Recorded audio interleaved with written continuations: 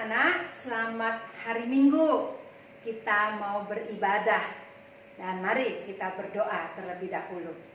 Bapa di surga, kami bersyukur hari ini kami boleh kembali mendengar firman Tuhan.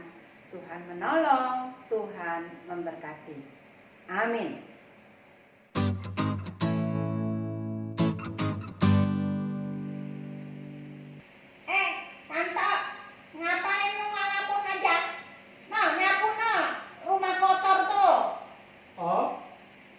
Kamu aja sana.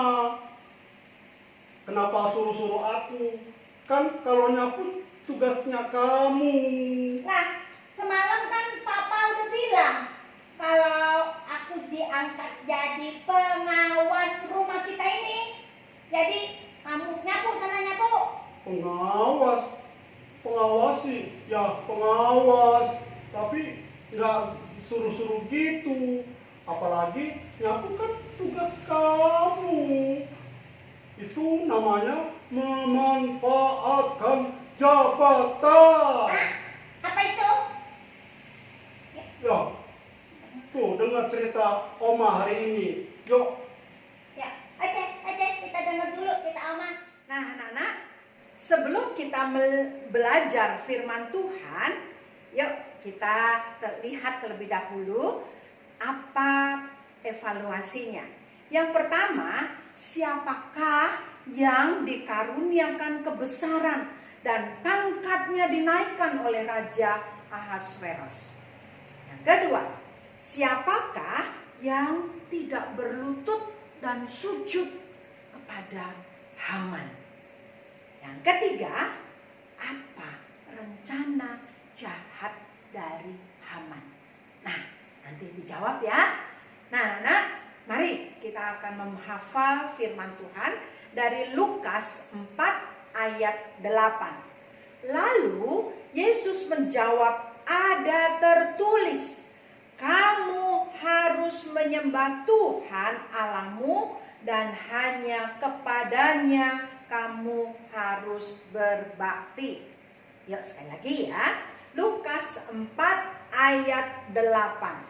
Lalu Yesus menjawab, ada tertulis, kamu harus menyembah kepada Tuhan Allahmu dan hanya kepadanya kamu harus berbakti. Jadi Tuhan Yesus menyuruh kita hanya untuk beribadah kepada Allah. Tidak boleh yang lain.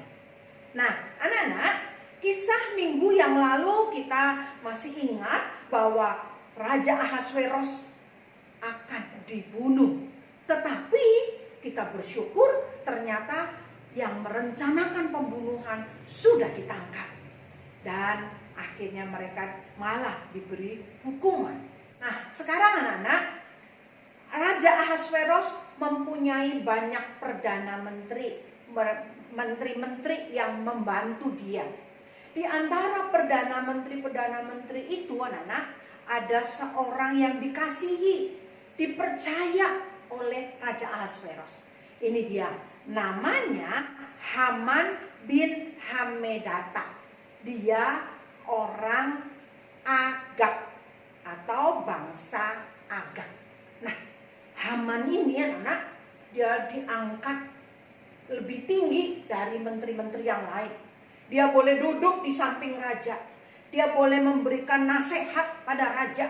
Wah, dipercaya sekali.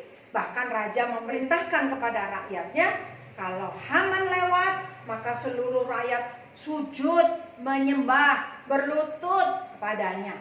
Nah, memang anak-anak, inilah bangsa Media Persia. Mereka mempunyai pemahaman kalau raja atau pemimpin itu sama seperti dewanya, harus dihormati sampai sujud menyembah.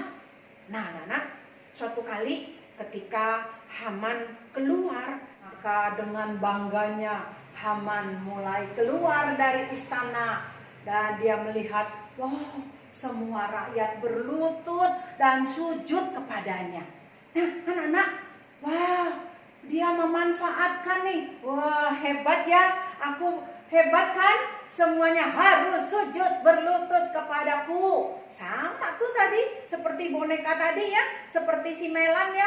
Wah, dikasih kepercayaan sama papanya, langsung dia perintah-perintah ya, memanfaatkan jabatan. Nah, kali ini dia juga nih aman ya. Aku dihormati semua oleh rakyatku. Nah, anak-anak, tapi ternyata di antara mereka yang sujud, ada satu bapak yang tidak mau berlutut sama dia, tidak mau menyembah. Orang ini namanya Mordekai. Masih ingat Mordekai? Nah, Mordekai tidak mau. Aku kalau hormat saja, tapi kalau sujud menyembah aku nggak mau, karena aku hanya menyembah kepada Allah. Maka dia nggak mau. Nah, orang setelah Haman lewat, orang-orang yang tadi berlutut, Mordekai, kamu nih bagaimana sih? Berlutut lo, sujud lo, ini peraturan sama raja lo katanya. Kalau Haman lewat harus sujud. Enggak, aku kalau sujud hanya kepada Allah. Allah yang aku percaya, aku baru sujud. Kalau aku hormat saja, tapi aku nggak mau bersujud.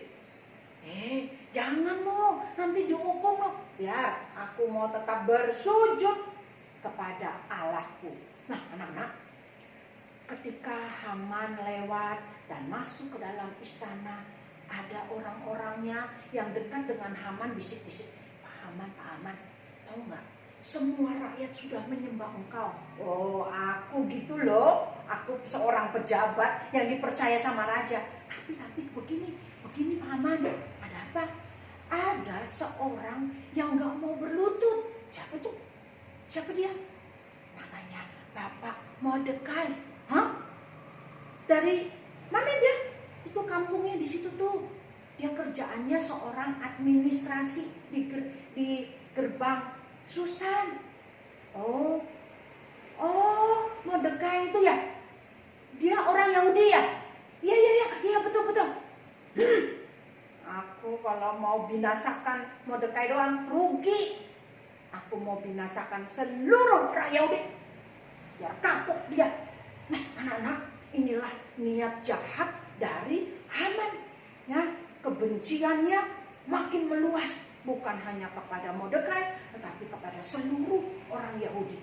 Itulah sebabnya, anak, Mordekai pernah pesan-pesan kepada Esther, jangan sebut dirimu sebagai orang yang berkebangsaan Yahudi. Gampang sekali untuk dijadikan sasaran.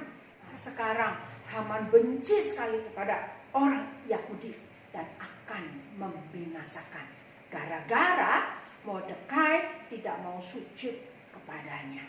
Nah, anak-anak, Mordekai punya prinsip yang luar biasa sekali, bukan? Dia tidak mau menyembah yang lain selain kepada Allah. Nah, anak-anak, harusnya prinsip dari Mordekai ini menjadi prinsip kita juga. Kadang-kadang anak-anak, kita memang tidak menyembah berhala, ya, tapi handphone bisa menjadi berhala bagi kita. Kita lebih nurut kepada handphone, main game terus sampai tidak ada waktu untuk membaca firman, tidak ada waktu untuk mendengar firman.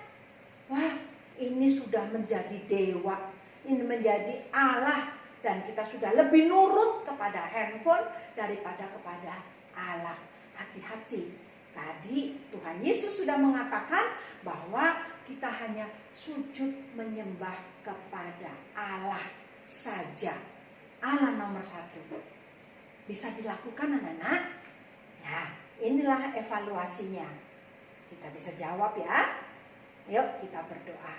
Bapa di surga, tolong saya untuk lebih mengutamakan Engkau di dalam kehidupan kami. Kami mau sujud menyembah hanya kepadamu. Dalam nama Tuhan Yesus kami sudah berdoa. Amin.